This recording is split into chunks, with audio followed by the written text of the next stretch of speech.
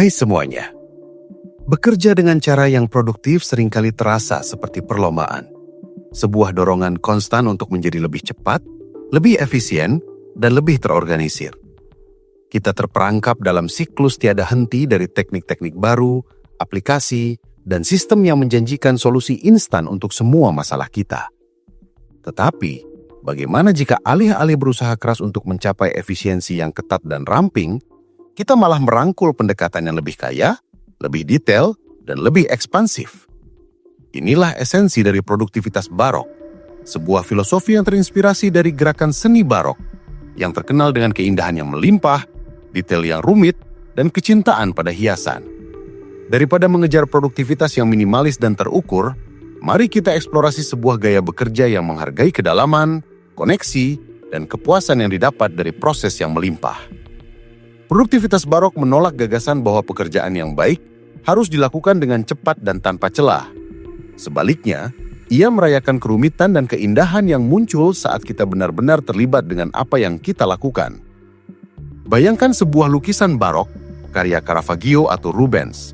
Setiap kanvas dipenuhi dengan detail yang menawan, lipatan kain yang dramatis, ekspresi wajah yang intens, dan permainan cahaya dan bayangan yang mendalam.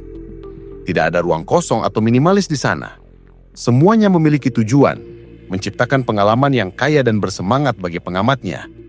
Produktivitas barok membawa prinsip yang sama ke dalam dunia kerja kita. Alih-alih merampingkan tugas hingga esensi dasarnya, kita menambahkan lapisan-lapisan kekayaan dan makna. Ini bukan tentang menunda atau membuang-buang waktu. Ini tentang mengakui bahwa proses menciptakan nilai yang lebih dari sekedar hasil akhir. Misalnya, alih-alih hanya menulis laporan secepat mungkin, seorang praktisi produktivitas barok akan meluangkan waktu untuk meneliti lebih dalam, menggabungkan data dari berbagai sumber, dan bahkan mungkin membuat visualisasi yang indah dan rinci untuk menceritakan kisah yang lebih kaya.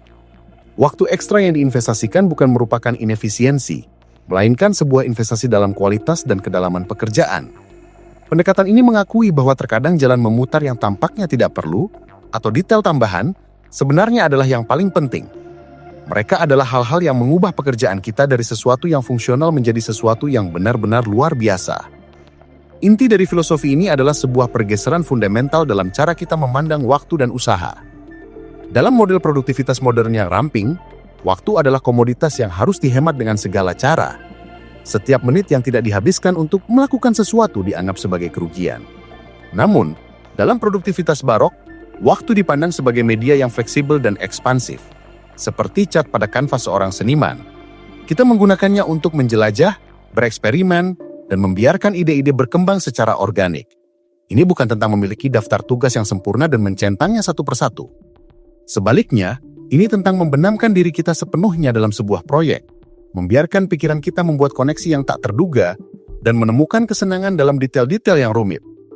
Bayangkan seorang koki yang alih-alih menggunakan bumbu siap saji, ia memilih untuk menggiling rempah-rempah segar, membuat kaldu sendiri dari nol, dan menghabiskan berjam-jam untuk menyempurnakan setiap elemen dari hidangan. Hasil akhirnya mungkin tidak datang dengan cepat, tetapi rasanya dan pengalamannya jauh lebih kaya dan lebih memuaskan. Dalam konteks pekerjaan kita, ini bisa berarti meluangkan waktu untuk benar-benar memahami sudut pandang rekan kerja atau pelanggan, membaca buku di luar bidang kita untuk mendapatkan perspektif baru, atau bahkan hanya meluangkan waktu untuk merenung dan membiarkan gagasan-gagasan baru muncul tanpa tekanan untuk segera bertindak. Salah satu aspek yang paling membebaskan dari produktivitas barok adalah penolakannya terhadap obsesi kita pada multitasking dan fragmentasi. Dalam dunia modern, kita seringkali merasa bangga bisa mengerjakan banyak hal sekaligus, melompat dari satu email ke satu panggilan telepon, lalu ke satu pesan instan. Kita percaya bahwa ini membuat kita lebih produktif. Namun seperti yang ditunjukkan oleh banyak penelitian, ini adalah ilusi. Multitasking sebenarnya mengikis fokus kita dan mengurangi kualitas pekerjaan yang kita lakukan. Sebaliknya, produktivitas barok mendorong kita untuk membenamkan diri kita sepenuhnya dalam satu tugas pada satu waktu. Ini tentang memberikan perhatian penuh dan tidak terbagi, membiarkan diri kita tenggelam dalam detail-detailnya. Ini bukan tentang harus bekerja lambat. Ini berarti kita bekerja dengan cara yang lebih disengaja dan terfokus. Kita menciptakan waktu dan ruang yang tidak terputus untuk benar-benar mendalami sebuah tugas, memungkinkan kita untuk melihat pola, membuat koneksi, dan menghasilkan ide-ide yang lebih mendalam dan inovatif. Hasil dari fokus yang dalam ini seringkali jauh lebih berharga daripada pekerjaan dangkal yang dihasilkan dari juggling yang konstan. Pendekatan ini juga memiliki implikasi yang signifikan terhadap bagaimana kita melihat kolaborasi. Dalam banyak lingkungan kerja, kolaborasi seringkali diatur dengan efisiensi, rapat singkat, agenda yang ketat, dan keputusan yang cepat. Namun, dalam model Barok, kolaborasi menjadi sebuah proses yang lebih organik dan kreatif. Alih-alih hanya berbagi informasi, tujuannya adalah untuk benar-benar membangun sesuatu bersama-sama, seperti sekelompok musisi yang sedang bermain simfoni. Ini mungkin berarti meluangkan waktu lebih lama untuk membahas sebuah ide, membiarkan percakapan mengalir tanpa agenda yang terlalu ketat, dan bahkan mungkin mengambil jalan memutar yang tidak terduga yang mengarah pada penemuan baru. Ini adalah sebuah proses yang menghargai kontribusi dari setiap individu, membiarkan ide-ide untuk berinteraksi dan berkembang satu sama lain, seperti benang-benang yang terjalin dalam sebuah permadani yang indah.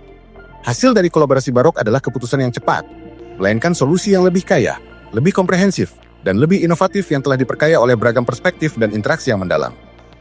Tentu saja menerapkan produktivitas Barok tidak berarti kita harus mengabaikan tenggat waktu atau menjadi tidak terorganisir. Sebaliknya, ini adalah sebuah panggilan untuk menjadi lebih disengaja dalam bagaimana kita menggunakan waktu dan energi kita. Alih-alih hanya berfokus pada hasil akhir, kita diajak untuk menemukan kegembiraan dan kepuasan dalam prosesnya sendiri. Ini adalah tentang mencari keindahan dalam detail, menemukan makna dalam koneksi, dan merangkul kerumitan yang seringkali diabaikan dalam upaya kita untuk menjadi efisien. Pada akhirnya, produktivitas Barok adalah sebuah pengingat bahwa pekerjaan kita bisa menjadi lebih dari sekedar daftar tugas yang harus diselesaikan. Ia bisa menjadi sebuah bentuk seni, sebuah ekspresi dari kreativitas dan gairah kita. Dengan merangkul pendekatan ini, kita tidak hanya menjadi lebih produktif dalam arti yang lebih dalam, tetapi kita juga menemukan kepuasan yang lebih besar dan makna yang lebih kaya dalam pekerjaan kita sehari-hari. Ini adalah sebuah undangan untuk menolak godaan efisiensi yang dangkal dan sebaliknya, merangkul sebuah cara hidup dan bekerja yang lebih melimpah, lebih mendalam, dan lebih memuaskan.